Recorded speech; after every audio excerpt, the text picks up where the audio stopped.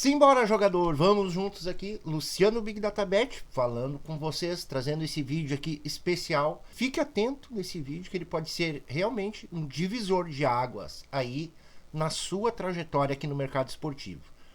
Eu tenho aqui como objetivo desse vídeo trazer para vocês trechos de um livro bem legal do Andrew Mack. Já deixo aí como sugestão para você fazer essa leitura. Para quem trabalha com estatística, ciência de dados no mercado esportivo, com certeza vai ajudar bastante. E muito legal perceber que muitas das coisas que eu faço aqui se conectam. Para quem já acompanha o nosso trabalho aqui, Big Data Bet, sabe que nós temos sempre por objetivo ajudar com conteúdos, e nós também compartilhamos alguns métodos, tá? Inclusive alguns free também. E todos esses métodos, eles vão seguir esses passos que eu vou mostrar para vocês. Então eu vou abrir aqui o que eu faço para ter resultados consistentes, e eu vou mostrar para vocês aqui com os resultados reais aqui, os passos, tá? As etapas que eu sigo, e vai de encontro aqui ao que nós vamos ler no livro. Então eu vou começar aqui lendo alguns trechos desse livro e trocando uma ideia com vocês. Esse livro aqui, só para deixar para vocês aqui a fonte, tá? É do Andrew Mack. Aqui eu fiz a tradução. E ele se chama Sport Models in Excel. Tem o volume 1 e tem o volume 2. E esse autor também tem outras obras.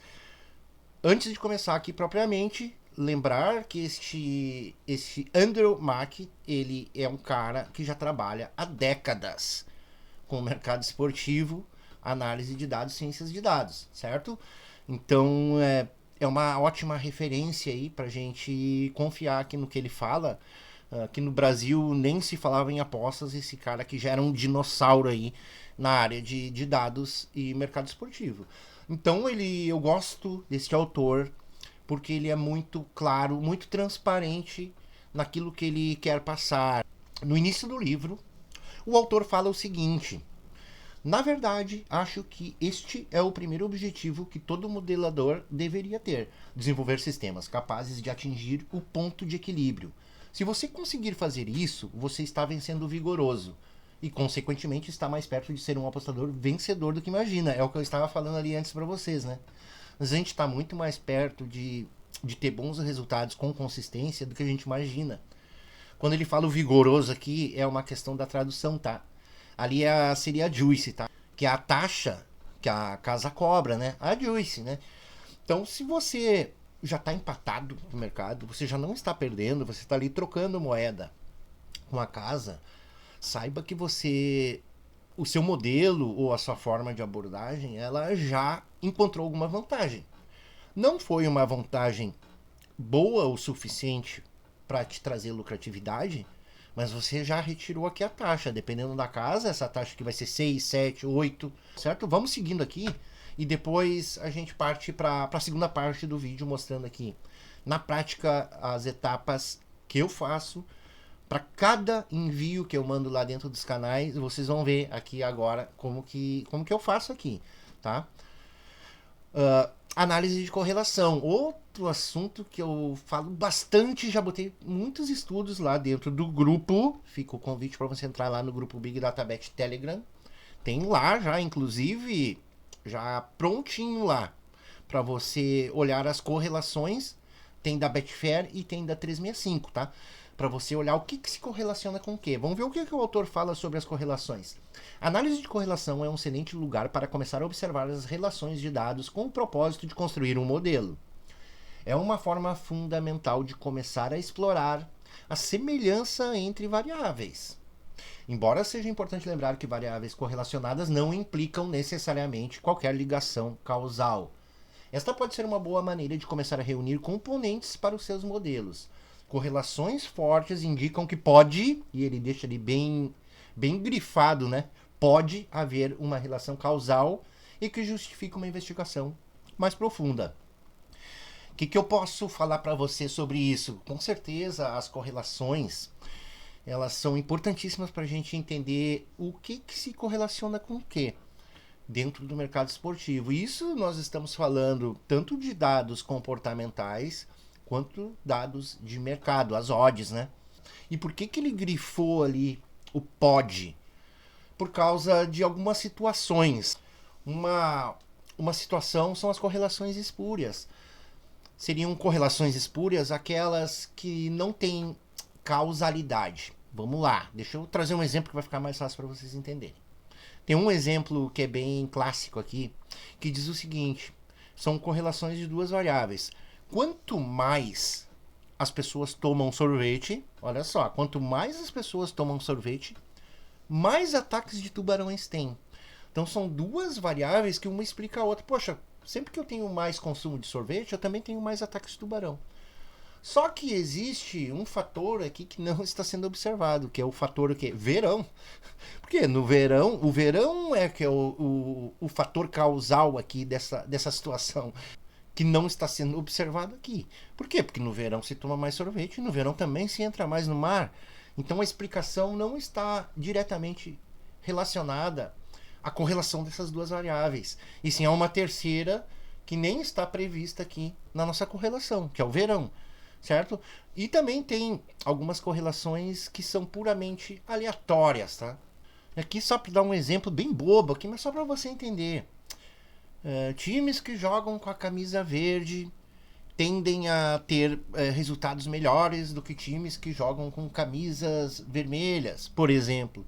Aí você tem essa ideia maluca, né, de investigar se a cor da camisa tem a ver com a lucratividade, e você descobre que de fato, os times que jogam com camisa verde, por exemplo, têm mais lucro que os times que jogam com camisa vermelha. Só que você entende por motivos óbvios que não existe uma relação causal aqui. Tá? Isso é puramente aleatoriedade. Então é por isso que ele coloca ali ele grifa ali aquele pode, porque você precisa investigar melhor, tá?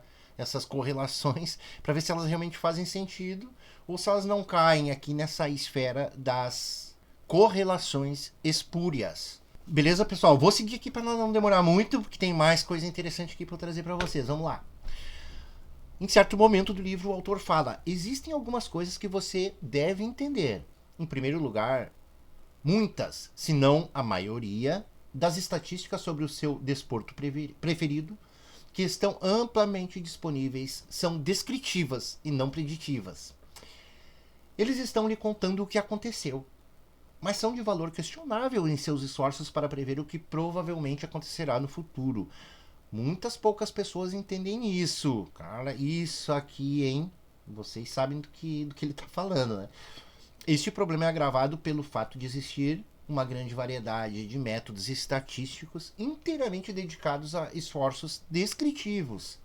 O que quero dizer é que existem muitas maneiras de produzir acidentalmente um modelo que se parece mais com um espelho retrovisor do que um para-brisa. Como você certamente sabe, estamos procurando um para-brisa. E aqui o que eu considero mais relevante trazer para vocês, que ele fala ali das situações, né, descritivas, porque a gente vai nos sites, a gente olha lá os gols, média de gols, dados que podem incorporar ao nosso modelo, que são importantes. Só que eles são muito mais descritivos do que preditivos. Quando você olha uma média de gol de um time, está dizendo uma média que ele teve no passado. Será que essa média vai se refletir no futuro? Pode ser preditiva? E aqui a gente entende, então, algumas coisas importantes. A principal dela é que o valor do nosso modelo preditivo não estão exatamente nessas variáveis primárias. Estão, sim, nas variáveis secundárias, naquelas que nós criamos baseados nas variáveis primárias. Então nós testamos diversas coisas, incansavelmente a gente vai testando diversas coisas até encontrar boas variáveis que conseguem predizer ou melhorar a nossa previsão para os jogos que ainda vão acontecer. É disso que ele está falando aqui, e é extremamente importante essa parte aqui. Vamos lá, vamos seguindo aqui, pessoal. No entanto, este é apenas o começo. Há outra coisa que você deveria saber.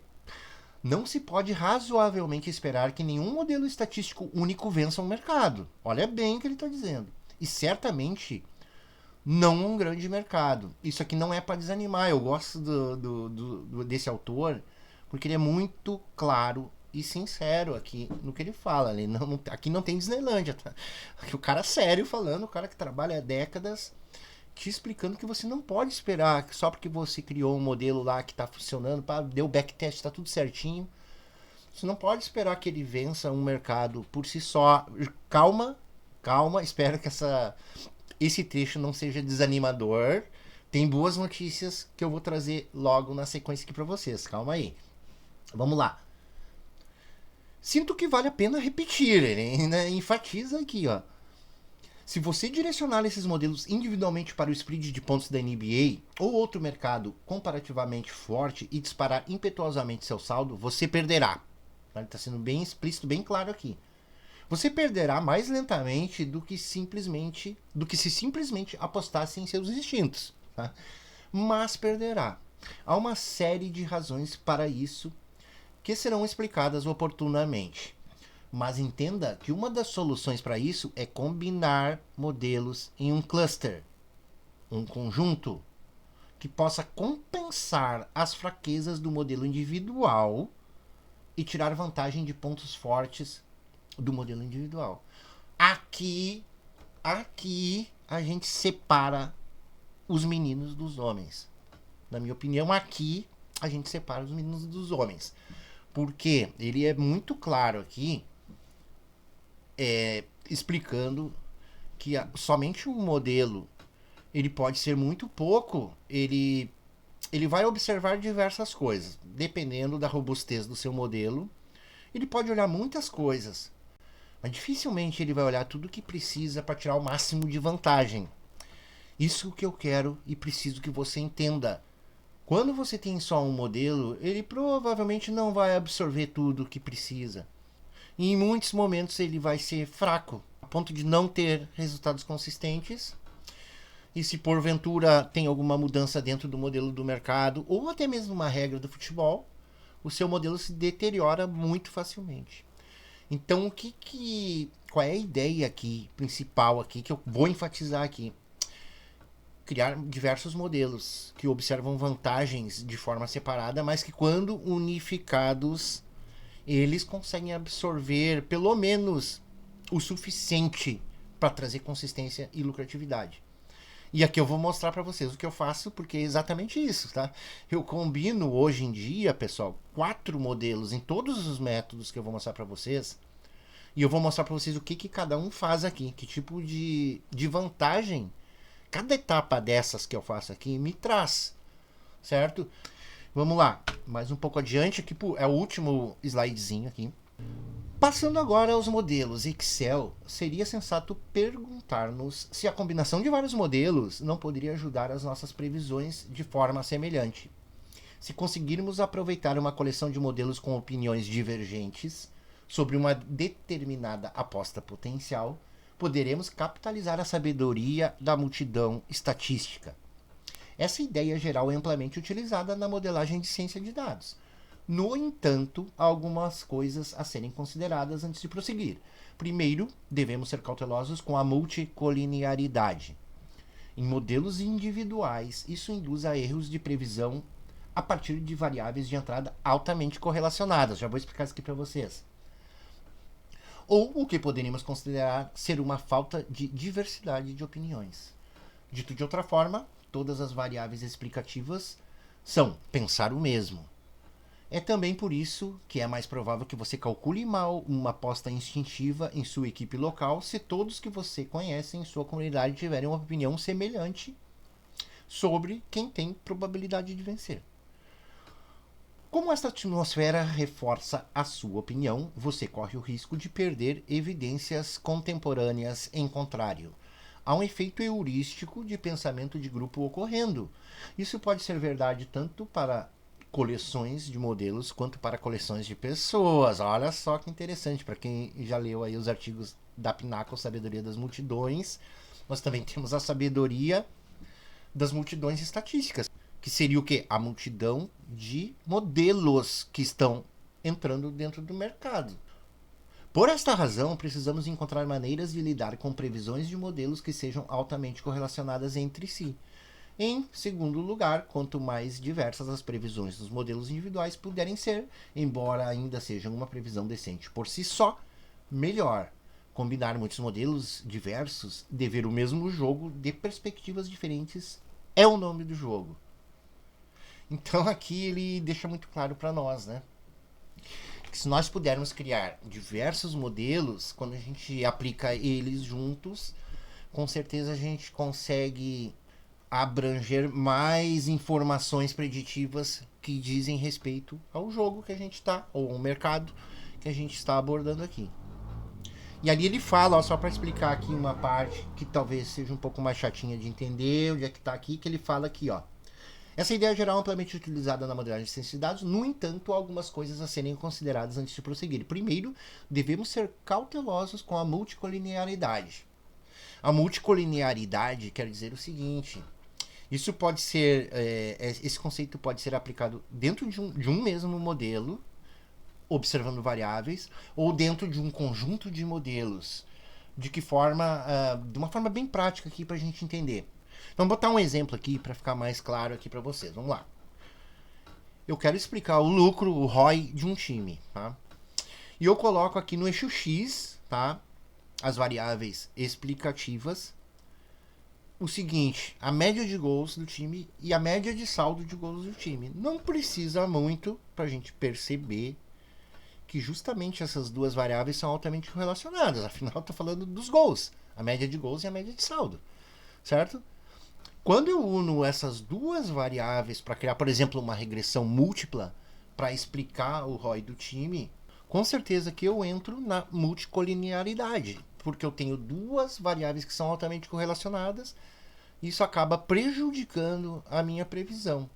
Que eu tenho modelos que olham para as mesmas coisas, que estão altamente correlacionados, eles vão trazer um ruído para sua predição e ainda vão deteriorar o seu volume. Beleza, pessoal? Eu acho que é isso, essa parte aqui. Espero que esse conteúdo aqui faça sentido para você, porque se faz sentido para você, isso aqui pode ser um divisor de águas realmente. E agora eu quero mostrar para vocês aqui o que eu faço, tá? As etapas que eu sigo para vocês entenderem que isso aqui que ele falou é altamente aplicável. Isso que eu vou trazer para vocês agora não é para servir de espelho, porque você tem que observar o que você está aplicando, o seu objetivo, tá? Dependendo da casa, dependendo do mercado, dependendo de muita coisa, do momento da entrada, tudo muda, dependendo das ligas. Então tem muitas coisas aqui. Dependendo do seu objetivo, você vai encontrar melhores formas de fazer isso. Mas, com certeza, pode ser um ponto de partida para você, pelo menos, entender os conceitos de que tipos de vantagens nós podemos ter fazendo isso. Porque quando eu iniciei algum método aqui, eu vou trazer para vocês, eu gosto de trazer o exemplo do Under, não é à toa. Esse método, ele já está há muito tempo na ativa e ele não começou da forma como ele está agora, tá? Ele começou sendo apenas um modelo, e aqui o autor mesmo falou que um modelo só pode não ser o suficiente, e eu vou mostrar para vocês que não é realmente. Só que com o tempo eu fui aprimorando, estudando, melhorando o modelo. E aqui eu não vou falar lá do início. Coleta de dados, testes, backtestings, verificação de variáveis, testes estatísticos, depois a validação na base, teste prático, botar na prática, fazer as entradas realmente, validação prática, porque tudo isso aconteceu antes de eu liberar o método num canal lá, tudo isso aconteceu. Quando eu liberei este método lá no canal, era um canal free, onde a gente pôde fazer a validação prática juntos. Mas só para vocês entenderem, tá? Só para vocês entenderem aqui as etapas e o quanto a gente tem que levar isso aqui a sério. Porque isso aqui que eu vou mostrar para vocês e o que nós estamos conversando hoje, mostra e deixa muito claro que isso aqui é um trabalho muito sério, que a gente tem que ter uma dedicação quase que integral. Mas esse nível de dedicação, eu acredito que não é para todos, tá? Não é para todos. Não levar isso aqui como jogo, como aposta, e sim como ciência. É um outro nível. Então, show. Eu não quero desanimar vocês com essas coisas que eu tô falando, mas eu preciso ser sincero. naquilo que eu falo que realmente dá trabalho. E aqui a boa notícia é que, poxa, eu não tenho tempo, Luciano, para seguir tudo, fazer tudo isso, todo esse trabalho dessa forma, ter todo esse tempo de dedicação para chegar num nível assim, para fazer isso tudo. A boa notícia é que você pode seguir alguém que já faz isso de forma séria, seguindo um canal, certo? Você pode também, ao mesmo tempo em que você segue um canal, estudar, continuar estudando, respeitando então um tempo mais longo para você chegar no seu objetivo, mas ao mesmo tempo já aproveitando isso aqui tudo que eu vou mostrar para vocês e que eu estou mostrando para vocês, porque é assim que funciona. Tem muita gente que faz isso, tá? Segue canais, já tá ganhando um dinheiro, ao mesmo tempo que estuda, que tenta criar seu modelo. Cada um sabe da sua vida, certo? Então vamos lá, eu vou fechar essa parte aqui. Eu vou mostrar aqui para vocês agora, desde o início, um primeiro modelo, tá? Eu quero mostrar esse primeiro modelo aqui para vocês. O que acontece aqui, pessoal? Um modelo muito generalista, que ele olha milhares de ligas do mundo todo, ele olha para abertura, conforme as variáveis que eu estipulei neste primeiro modelo generalista. Ele me mostra o seguinte, ó, aqui tem valor, aqui não tem valor, e ele faz, vamos dizer assim, uma espécie de primeiro filtro, que ele pega todos os jogos do mundo, vai na abertura e diz, ó, aqui supostamente tem um EV aqui, tá? É um EV alto, baixo? Não, ela já me diz, o modelo já me diz, ó, aqui tem um EV que é 5%, aqui tem um EV que é 10%, aqui tem um EV que é X%. Então ele já elimina aqui muitos jogos, tá? E já me traz aqui de uma forma bem geral um volume absurdo de jogos. Se eu fizer só isso, esses são os resultados que eu tenho, que você pode ver aqui, que eu tô olhando desde o início de 2023, tá? Só que eu estaria fazendo, se eu olhasse só esse modelo, eu estaria fazendo nesses 2023, 24 e metade de 25 aí, vamos botar aí 30 meses, tá, pessoal? Como uma referência de tempo aqui. Nesses 30 meses eu faria 20.942 entradas. É coisa aqui, tá? Com um ROI já de 5%. Certo? Aí vamos voltar lá pro texto lá do André Markin, onde ele diz que um modelo sozinho, ele pode não ser o suficiente. Pode ser fraco. E você diz, olha aqui e diz, não, mas aqui eu não tô vendo que um modelo fraco, eu tô vendo um modelo lucrativo. Vamos olhar com mais atenção os dados aqui, pessoal. Olha essa curva aqui, uma super curva para cima e depois uma super curva para baixo, trazendo um drawdown. Olha aqui esse drawdown, pessoal. Trazendo um drawdown de 128 unidades. O que isso aqui quer dizer? Que mesmo que você tenha uma gestão moderada aqui, conservadora, você quebra a banca aqui, usando assim esse modelo cru, generalista, certo? Você quebra a banca, são 128 unidades aqui, já era. Então, pessoal, a gente vê que realmente os modelos generalistas, eles são um bom ponto de partida para a gente já se encaminhar aqui, pelo menos para matar juice, certo? Ou já conseguir um pouquinho de lucro, como é o caso aqui. Mas ele não é o suficiente aqui, porque a gente viu que a gente quebra a banca facilmente aqui nesse modelo aqui. Onde a gente vai começar a aplicar o modelo é outro assunto. Você começa a aplicar o modelo aqui, ganha um pouquinho e quebra a banca. Ou em outras situações aqui também de outros drawdowns bem altos, tá? Então aqui a gente tem um ROI baixo e uma variância altíssima. Isso aqui na prática não é muito aplicável, tá? Não é muito aplicável. Claro que quando eu criei lá o canal e o modelo, eu já fazia um filtro dentro disso aqui, tá? Pra gente não cair nessa parada toda aqui de variância altíssima, tá? Mas aqui é só a base, tá? E em cada jogo que esse modelo entrega, eu faço a análise de mais 3 modelos, que eu vou mostrar pra vocês, tá? Então, pô, entrou pra mim esse jogo aqui, ó. O Python lá disse, ó, Luciano, dá uma olhadinha nesse jogo aqui, que esse jogo aqui parece que tem um EV aqui pra te aproveitar. E aí eu vou pra um segundo modelo, certo, pessoal? Esse segundo modelo, ele olha só pro mercado. Porque como eu disse pra vocês, o modelo 1 é a abertura. Só que muita coisa pode acontecer entre a abertura e o fecho. Eu não quero esperar o fecho para fazer a entrada e ver o que já aconteceu. Mas eu consigo, através do modelo 2, que eu criei totalmente baseado em mercado, através desse modelo ele me diz, tudo bem, Luciano, esse jogo aqui, que o modelo 1 te trouxe como um jogo EV+, ele caiu numa situação que eu chamo de ruído de mercado. Ele caiu numa situação que pode tirar fora, porque esse jogo aqui, mesmo sendo EV+, lá o teu modelo 1 não está observando o que eu estou te mostrando aqui agora, no modelo 2. E esse modelo 2 está dizendo, com certeza, conforme os testes, backtests que tu já fez, tu sabe que aqui tem ruído.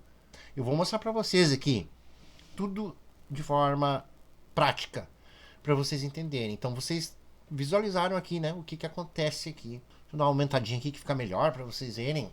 Gravem esses dados aqui, para vocês verem o que cada modelo vai fazendo. Então eu estou em 5% de ROI.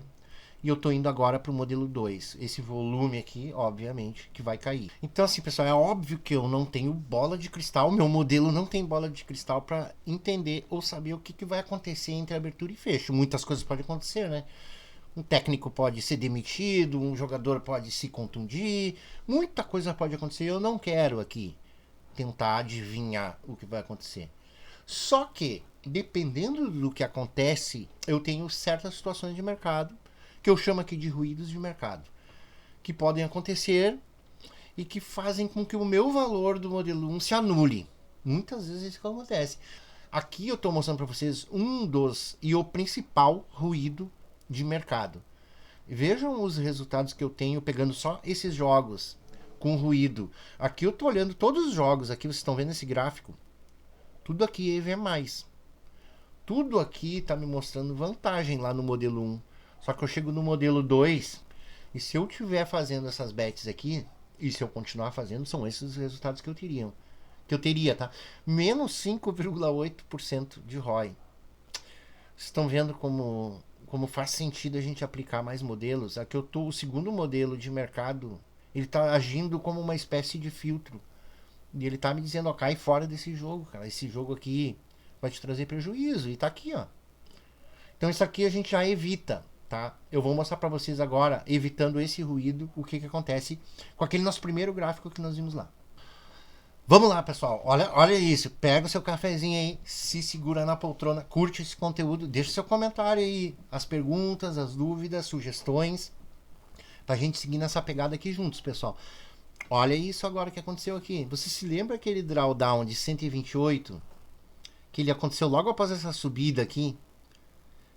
Teve tipo uma espécie de retorno à média, né? O método subiu lá no modelo 1 muito bruscamente, depois ele desceu, tá?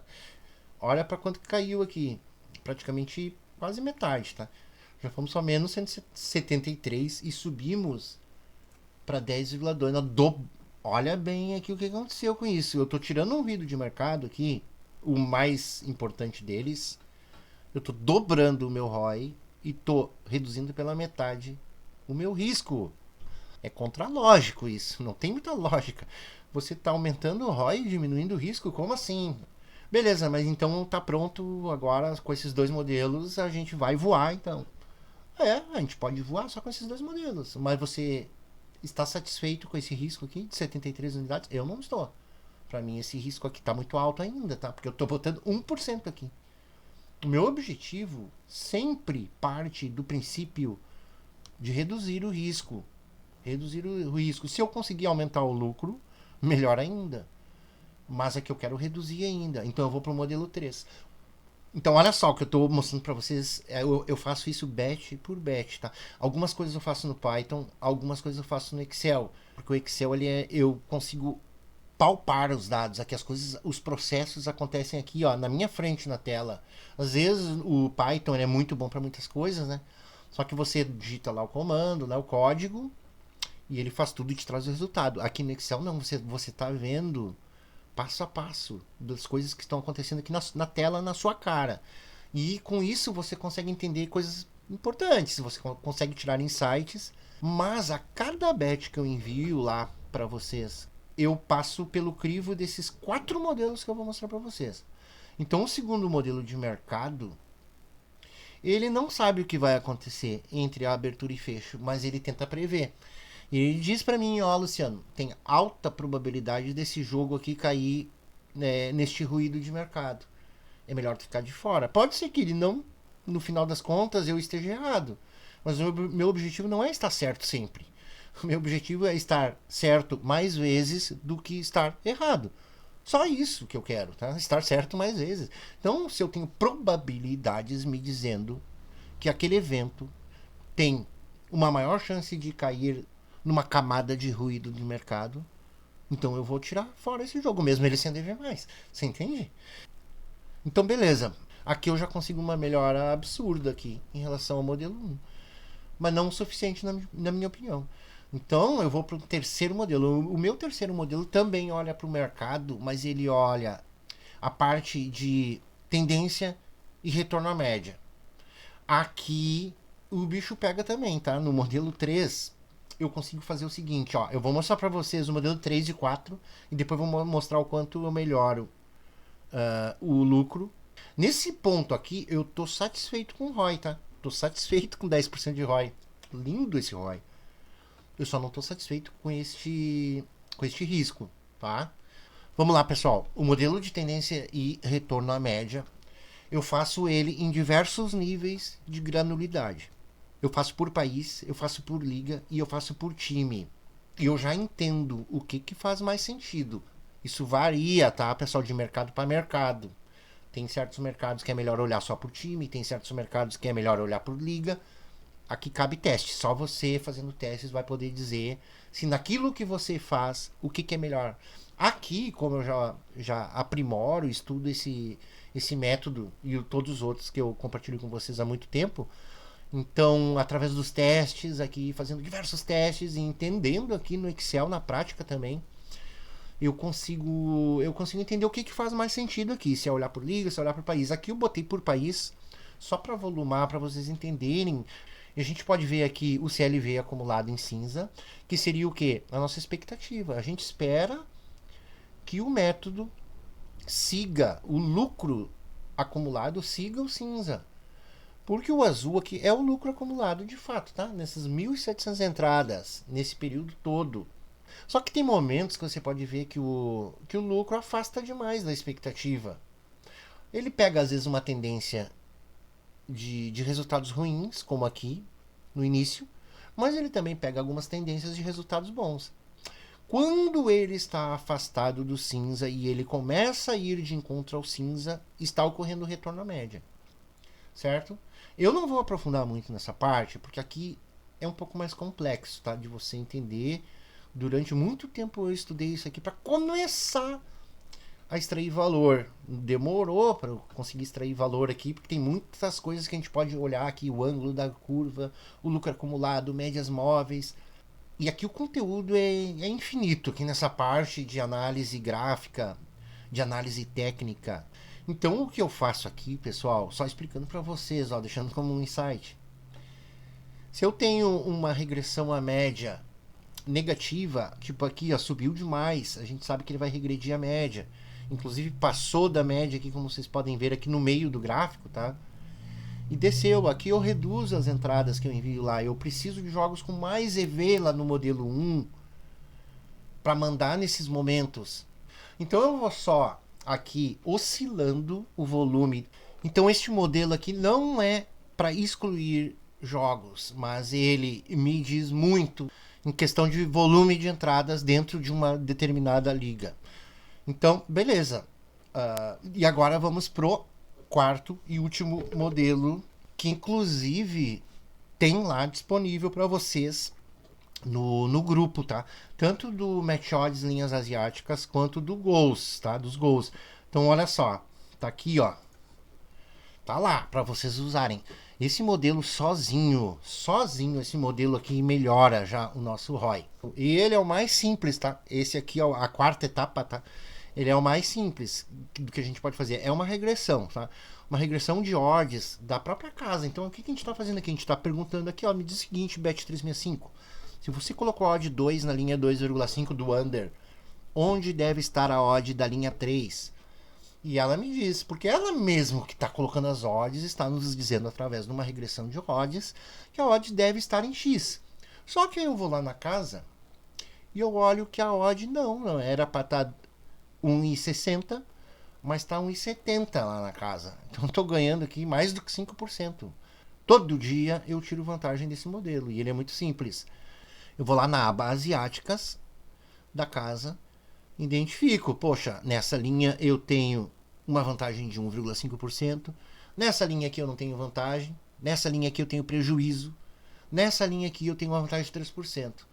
Então eu vou pegar a linha mais próxima ao equilíbrio da linha asiática do jogo, ou seja, onde eu tenho o equilíbrio ali das odds próximas, tá? Tanto a do over quanto a do under.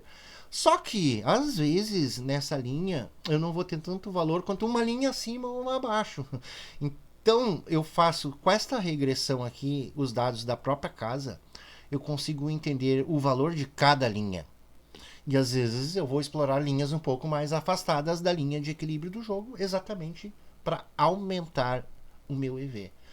Então vocês viram lá que eu saio de 5% do ROI, mas com uma variância absurda do modelo 1, que aquilo é nem aplicável é aquilo, tá? Aquilo ali é bom para quebrar a banca, tá?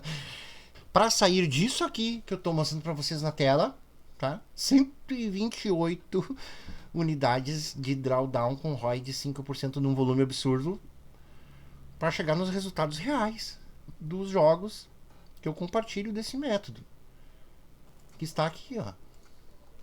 Olha a diferença do nosso gráfico, não está muito mais estável, pessoal. Olha só o nosso ROI, 10,8%. Veja que com os modelos 3 e 4 eu não melhorei tanto o nosso ROI, melhorou um pouquinho, né? Quase não mexeu o ROI. Mas veja para onde foi o nosso risco, pessoal. 36 unidades. A gente saiu de 128 unidades para 36 unidades. Sem deteriorar tanto o nosso volume e sem prejudicar, reduzir aqui o nosso ROI. Então a gente chega aqui num nível de validação muito bom, com uma consolidação aqui, uma consistência do sistema, porque aqui eu já estou trabalhando com o sistema, tá? Não, porque vocês viram que é um conjunto de modelos que ajudam aqui a melhorar os resultados e reduzir o risco, certo? Então, como eu estava dizendo para vocês, quando vocês vão lá e clicam no link para fazer uma entrada, cada entrada que tem lá passou por todos esses modelos aqui, o Python, do Excel, eu faço um por um todos os jogos aqui, por isso que demora tanto, tá? Porque aqui você pode ver que eu consigo fazer mais de 200, numa média aí 250 entradas no under por mês, tá? Nos meses de grade cheia, de todas as ligas rolando, é isso. E aqui só para finalizar o vídeo, pessoal, quando eu junto os três métodos, o free over e os VIPs, casa e under, eu tenho mais uma vantagem além dessas aqui que eu tô falando para vocês, que é o modelo de gestão integrada, onde a gente chega aqui num volume mensal nos meses de grade cheia em mais de 500 bets.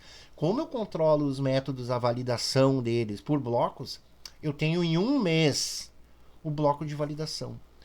O que para mim fecha aqui com chave de ouro todo esse trabalho, esse sistema, esses modelos unificados e tudo que eu faço e trago para vocês, mostrando aqui na tela para vocês resultados reais e trazendo exatamente os conceitos do livro que eu mostrei para vocês aqui, aplicados na prática. Espero então que esse vídeo ajude vocês a aprimorarem seus modelos, a seguirem um caminho mais sério aqui dentro do cenário das apostas. Fico à disposição para esclarecer qualquer dúvida e tudo mais que eu possa ajudar vocês. Sempre é um grande prazer ajudar vocês a encararem isso aqui de forma séria e profissional.